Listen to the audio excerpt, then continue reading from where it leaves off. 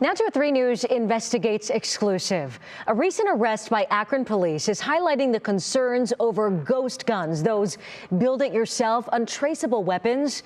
Well, 3 News investigator LaBelle Ave takes you inside the police chase and discovery and has a closer look at the troubling trend. A heart-pounding chase.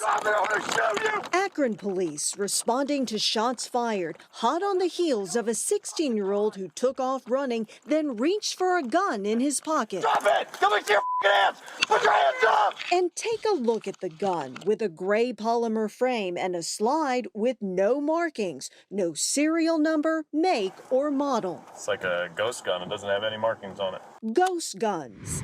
They look, fire, and can kill like any other gun. Made from kits bought online with no background checks that can be ordered by convicted felons, even kids. These pieces and parts put together become an untraceable weapon. You can buy something that is practically finished, and then the individual consumer only has to make a few cuts of plastic or drill a few holes in a certain location, and then you have a completed firearm. So it doesn't take that much expertise? Not really. Last year, about 20,000 suspected ghost guns were recovered from criminal investigations, a 10-fold increase since 2016. I mean, you can't connect the gun to the shooter and hold them accountable.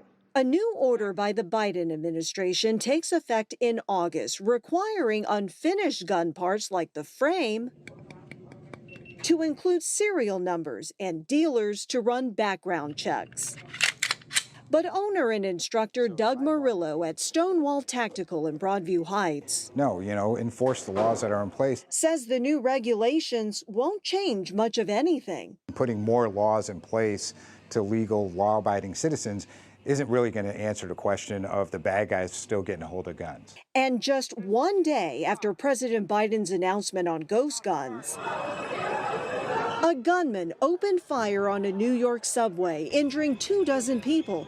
The weapon and its serial number led police to the suspect. That's one of the biggest benefits for law enforcement, is that we use the serial number to initiate a trace, which then will help us determine the life of a firearm. A necessary tool, says law enforcement, to solve gun crimes. There's a gun down here. Haunting our streets. What kind of gun is that? LaBelle Ave, 3 News. Akron police and the ATF are still looking into the origins of the teen's ghost gun. Currently in Ohio, it is legal to buy and build your own gun without any state regulation.